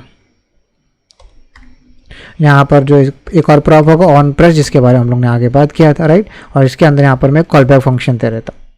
ये कॉल बैक फंक्शन में ईच इंडिविजुअल जो यहाँ पर होम स्क्रीन और नोटिफिकेशन स्क्रीन ये जो कंपोनेंट है ये हम लोग रेंडर कर रहे हैं यहाँ पर। राइट, सो जो कंपोनेंट आप यहाँ पर पास करते हो इस तरीके से वो रिएक्ट नेविगेशन ऑटोमेटिकली उसमें नेविगेशन प्रॉप एक पास करता है। वो प्रॉप आप यहाँ पर एक्सेस कर सकते हैं डिस्ट्रक्चर करके, उसको नेविगेशन आप यहाँ पर दे सकते हैं और ये आप एक्सेस कर सकते हैं। इस नेविगेशन प्रॉप में यहाँ पर नेविगेट करके यहाँ पर एक मेथड होता है, उसे यूज करके आप यहाँ पर किसी और स्क्रीन पे आप अगर आपको रीडायरेक्ट करना है आप कर सकते हैं। एक फंक्शन है, उसे कॉल करके आपको स्पेसिफाई करना हो कौन से राउट पे रीडायरेक्ट करना है। मैं यहाँ पर होम स्क्रीन पे हूँ और मुझे यहाँ पर नोटिफिकेशन स्क्रीन कंपोनेंट को रीडायरेक्ट करना है और उसका नेम मैंने ये दिया हुआ है नोटिफिकेशन। तो मैं इसे कॉपी कर लेता हूँ और यहाँ पर नेविगेट में मैं वो स्ट्रिंग पास कर दूंगा। मतलब ये मैं कह रहा हूँ कि ये जो नेविगेशन है मतलब कि इस पर्टिकुलर राउट पे वो रीडायरेक्ट हो जाए। मैं यहाँ पर इसको पहले फॉर्मेट कर देता हूँ। ऑलराइट, तो अब देखिए यहाँ पर एक एरर आ रहा है, टाइप स्क्रिप्ट का एरर है कि binding element navigation implicitly has an any type. तो इसको एनी टाइप है बाय डिफॉल्ट। ओके, तो हम लोग यहाँ पर मेंशन करना होगा टाइप स्क्रिप्ट में कि ये नेविगेशन जो है होम स्क्रीन का है। ओके, तो उसके लिए हम लोगों को यहाँ पर सर्टन कुछ चेंजेस यहाँ पर करने होंगे। सबसे पहले ये जो क्रिएट नेविगेटर जो टाइप था इसे मैं मूव अप कर लेता हूँ बिकॉज इसकी हमें यहाँ पर जरूरत होगा और यहाँ पर हमें कुछ चेंजेस यहाँ पर करना है। सबसे पहले हम लोग यहाँ पर एक टाइप बनाएंगे, वो टाइप में मैं यहाँ पर मेंशन करूंगा कौन से कितने टाइप के यहाँ पर स्टैक है हमारे पास। राइट, तो यहाँ पर मैं ड्रॉ स्टैक दे देता हूँ यहाँ पर इस तरीके से। और यहाँ पर दो नेविगेशन यहाँ पर बनाते हैं। सबसे पहले यहाँ पर होम होगा जिसका मैं यहाँ पर प्रॉप अनडिफाइंड दे देता हूँ। ओके, कोई पैरामीटर वहाँ पर नहीं देते हैं। दूसरा यहाँ पर नोटिफिकेशन है, नोटिफिकेशन यहाँ पर मैं दे देता हूँ और उसका वैल्यू यहाँ पर मैं तो अनडिफाइंड है। Okay, alright. सो आप देख सकते हैं कि ये दोनों वही नाम है जो हम लोगों ने यहाँ पर स्क्रीन्स में दिए हुए, होम और नोटिफिकेशन। Okay, alright. सो अभी यहाँ पर इस नेविगेशन को आप देख सकते हैं एरर हटाने के लिए हमें यहाँ पर एक टाइप बनाना होगा और इसे स्पेसिफाई करना होगा कि वो इस स्टैक का पार्ट है। बिकॉज राइट नाउ नेविगेशन को जो है आप देख सकते हैं कि binding element navigation has implicitly has an any type. Okay, इस वजह से यहाँ पर एरर आ रहा है। तो यहाँ पर इसका टाइप बनाते हैं इस होम स्क्रीन प्रॉप का, राइट, होम स्क्रीन प्रॉप इसको नाम दे देते हैं। ओके, और यहाँ पर नेविगेशन लिखते हैं और ये नेविगेशन जो है इसको मैं यहाँ पर असाइन, होम स्क्रीन प्रॉप को यहाँ पर सबसे पहले असाइन कर देता हूँ। ओके, सो अब यहाँ पर नेविगेशन बताने के लिए वो इससे मैप करना होगा जो यहाँ पर हमने दिया हुआ है, राइट, उससे यहाँ पर वो मैप करना होगा। तो यहाँ पर मुझे एक टाइप बनाना होगा जिससे मुझे यहाँ पर पता चलेगा कि एग्जैक्टली इसी का ये वैल्यू यहाँ पर है। ओके, तो सबसे पहले यहाँ पर होगा ड्रॉअर स्क्रीन प्रॉप। ओके, उसमें यहाँ पर मुझे स्पेसिफाई करना होगा कि ये कौन सा स्टैक का पार्ट है। यहाँ पर ड्रॉअर स्टैक है और उनमें से मुझे जो पिक करना है वो है होम। इस तरीके से आप यहाँ पर बता रहे हैं कि एग्जैक्टली किस चीज़ को यहाँ पर पिक कर रहे हैं। उसमें से आपको यहाँ पर जो पिक करना है वो नेविगेशन है। और ये थोड़ा सा कंफ्यूजिंग है, ये जब आप खुद लिखेंगे तब भी ये क्लियर हो पाएगा प्रॉपर्ली। तो एज इन ये है कि हमने यहाँ पर इंपोर्ट किया ड्रॉअर स्क्रीन प्रॉप को रिएक्ट नेविगेशन से और हमने यहाँ पर उसमें पहला पैरामीटर स्टैक दिया। ओके, और दूसरा दिया कि उसमें से कौन सा हमें वैल्यू पिक करना है और उसका नेविगेशन चाहिए। ठीक है, तो अब मैं इसको यहाँ पर चाहिए तो अलग कर सकता हूँ। यहाँ पर तो मैं बोलूँगा कि होम नेविगेशन होम प्रॉप, इस तरीके से दे सकते हैं और इसको मैं एक अलग से एक टाइप बना देता हूँ यहाँ पर ऐसे। और फिर बाद में यहाँ पर से हम लोग इसमें एक्सेस करेंगे। इसमें से मुझे एक्सेस करना है नेविगेशन। ओके, यहाँ पर सॉरी, यहाँ पर मुझे स्पेसिफाई करना है नेविगेशन। ओके, और यहाँ पर से मुझे निकालना पड़ेगा वो। ओके, और यहाँ पर उसमें मुझे दूसरा और भी अगर देना है तो यहाँ पर मैं एक्सेस कर सकता हूँ। ओके, तो इस तरीके से आपको यहाँ पर देना होगा। तो बेसिकली पर ड्रॉअर स्क्रीन प्रॉप हमें मिल रहा है यहाँ पर रिएक्ट नेविगेशन ड्रॉअर से और उसे हम लोग एक स्टैक पास करें, उसमें से होम मुझे पिकअप करना है। जब हमने उसे पिकअप कर लिया तो उसमें से अलग अलग जो प्रॉप होती है वो हमने इस तरीके से यहाँ पर से दे सकते हैं। ओके, और सो अभी यहाँ पर आप देखेंगे नोटिफिकेशन स्क्रीन कॉम्पोनेंट में यहाँ पर मैं इस नोटिफिकेशन में एक पास कर देता हूँ एक पैरामीटर और पैरामीटर का नाम यहाँ देता है यूज़र आईडी और यहाँ पर मैं उसका स्पेसिफाई कर देता हूँ कि वैल्यू स्ट्रिंग है। आप देखेंगे यहाँ पर एरर बताने लगेगा बिकॉज ये कह रहा है कि नोटिफिकेशन में अब यहाँ पर एक यूज़र आईडी स्ट्रिंग आ गया है। तो अब वो हम लोग कैसे पास करना है, तो उसके लिए हम लोगों को यहाँ पर से एक्स्ट्रा ऑब्जेक्ट, उसमें मुझे यूज़र आईडी और यहाँ पर मैं एक यूज़र आईडी जो भी वैल्यू देना है यहाँ पर दे दूँगा। ओके, सो इस तरीके से आप देख सकते हैं एरर यहाँ से गायब हो गया बिकॉज नोटिफिकेशन एक्सपेक्ट करता है कि वहाँ पर उसमें नेविगेट जब भी करेंगे तो उसमें यूज़र आईडी होना ज़रूरी है, इस वजह से यहाँ पर हमने दिया। ऑलराइट, सो अब यहाँ पर एक्सेस करने के लिए यहाँ पर मैं एक और टाइप बना देता हूँ नोटिफिकेशन प्रॉप। ओके, और एक टाइप होगा, ये टाइप को हम लोग मैं यहाँ पर मेंशन कर देता हूँ, डी स्ट्रक्चर करके यहाँ पर मैं इस तरीके से स्पेसिफाई करता हूँ। और यहाँ पर जो हम लोग एक्सेस करेंगे वो नेविगेशन एक्सेस करेंगे और उसमें हम लोग एक और चीज़ एक्सेस करेंगे वो है राउट। ओके, इस राउट में हमें इसको डी स्ट्रक्चर करके उसमें से हमें पैरामीटर एक्सेस करना है। तो यहाँ पर सबसे पहले मैं इसका यहाँ से कट करता हूँ और यहाँ पर रिटर्न करेंगे और ये जो राउट है इसमें से मुझे डी स्ट्रक्चर करके यहाँ पर एक्सेस करना है परम्स। ओके, और इस परम में से मुझे एक्सेस करना है यूज़र आईडी। तो यहाँ पर आता है यूज़र आईडी और यहाँ पर मैं दे देता हूँ परम्स इस तरीके से। ओके, अब ये यूज़र आईडी को मैं यहाँ पर रेंडर कर इधर यूज़र आईडी को यहाँ पर मैं रेंडर कर देता हूँ। ऑलराइट, सो अभी यहाँ देख सकते हैं यहाँ पर काफ़ी एरर बता रहे हैं, तो इस एरर्स को अभी सॉल्व करते हैं और ये टाइप यहाँ पर इस नोटिफिकेशन प्रॉप में ऐड करते हैं। तो यहाँ पर सेम जैसे हम लोग ने इधर किया इधर भी वही करना होगा। तो मैं इसको कॉपी कर लेता हूँ और यहाँ पर मैं इसको पेस्ट कर दूंगा। आप यहाँ देख सकते हैं ड्रॉअर स्क्रीन में और हमें ये स्टैक है, ये स्टैक में से जो मुझे पिकअप करना है वो यहाँ पर नोटिफिकेशन है। ओके, और यहाँ पर नाम मैं चेंज करके यहाँ पर मैं देता हूँ नोटिफिकेशन प्रॉप। ओके, और यहाँ पर ये जो एक्चुअल स्क्रीन को जो हम लोग ने यहाँ पर पास किया हुआ है नोटिफिकेशन स्क्रीन प्रॉप जो यहाँ पर है। ओके, इसमें मुझे यहाँ पर दो चीज़ें नेविगेशन है और एक राउट है। तो यहाँ पर नेविगेशन के लिए देते हैं। नेविगेशन में मुझे देना होगा सबसे पहले नेविगेशन स्क्रीन प्रॉप, उसमें से मुझे क्या सेलेक्ट करना है, नेविगेशन। आप देख सकते हैं कि आप वो यहाँ पर सॉल्व हो गया इशू। उसके बाद में यहाँ पर मैं राउट मेंशन करता हूँ और में होगा नोटिफिकेशन स्क्रीन प्रॉप में नेवी जो यहाँ पर दिया हुआ है ये यहाँ पर देना है। ओके, और यहाँ पर सेम देते हैं नोटिफिकेशन स्क्रीन प्रॉप में यहाँ पर मेंशन करते हैं राउट। आप देख सकते हैं कि वो एरर भी यहाँ से गायब हो गए। ओके, सो आप देख सकते हैं एरर यहाँ नहीं है। यहाँ पर सिमुलेटर में आते हैं, गो टू नेविगेशन पे क्लिक करता हूँ, नोटिफिकेशन पे आप यहाँ देख सकते हैं जो मैंने यहाँ पर दिया हुआ था वो यहाँ पर एंटर हो गया। ओके, तो इस तरीके से आप ये जो टाइप है ये थोड़ा सा कंफ्यूजिंग है, इसको आप मेरे को एक और बार मैं आपको यहाँ पर एक्सप्लेन करता हूँ एग्जैक्टली हमने यहाँ पर क्या किया। ओके, तो सबसे पहले हमने क्या किया, यहाँ पर एक ऑब्जेक्ट बनाया। ओके, एक टाइप बनाया और उस टाइप में हमने ड्रॉअर स्टैक उसका नाम दिया।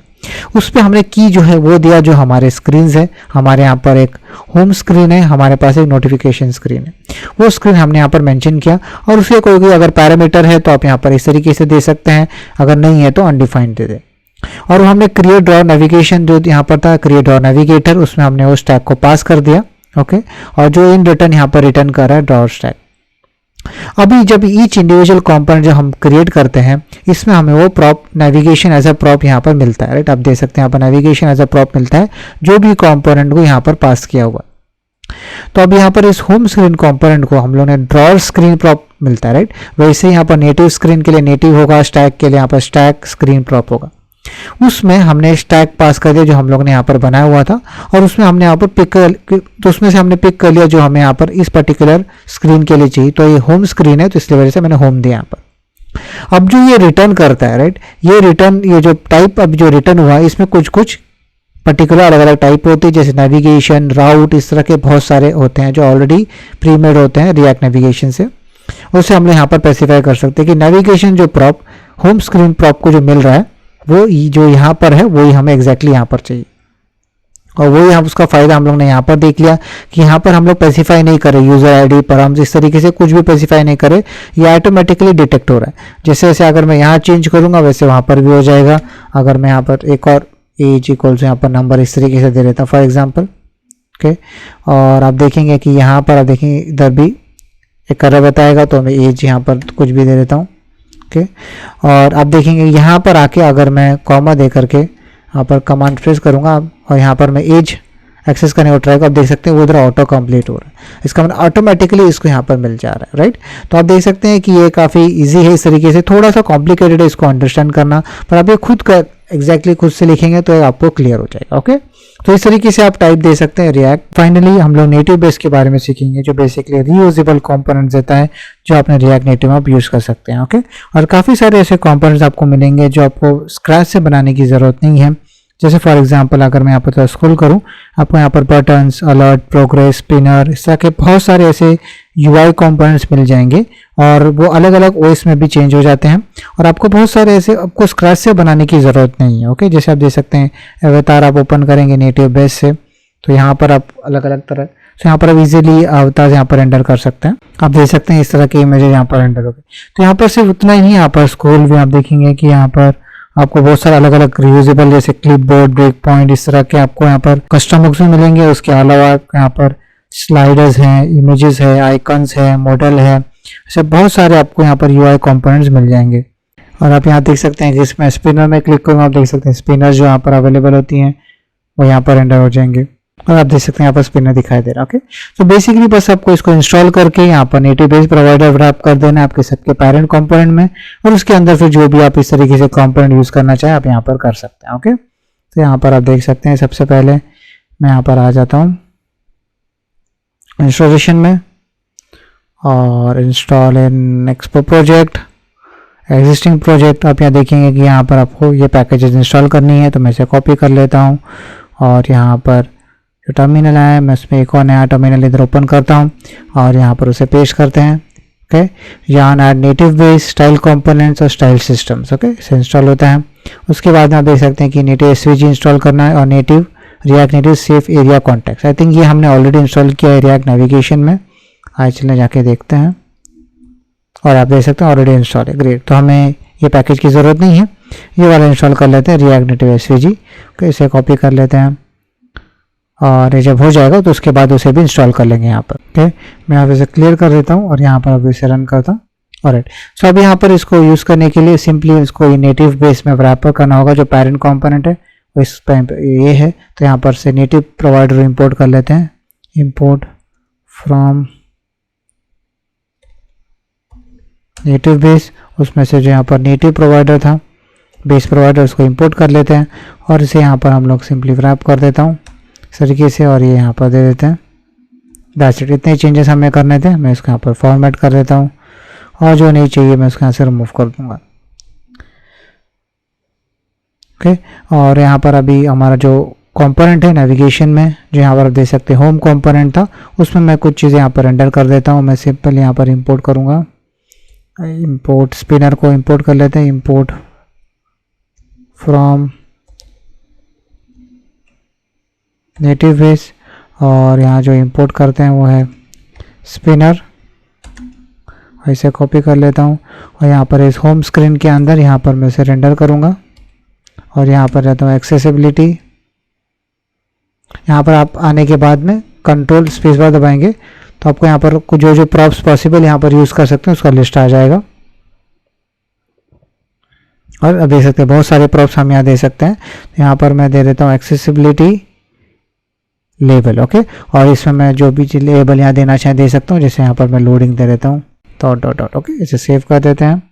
सिमुलेटर में इधर आते हैं और अब मैं यहाँ पर ऑलराइट, सो आप यहाँ दे सकते हैं सिमुलेटर में अपने दे सकते हैं वो स्पिनर जो था आपको यहाँ पर दिखाई दे रहा है। ओके, तो इस तरह के बहुत सारे कंपोनेंट्स हैं आप यहाँ यूज़ कर सकते हैं।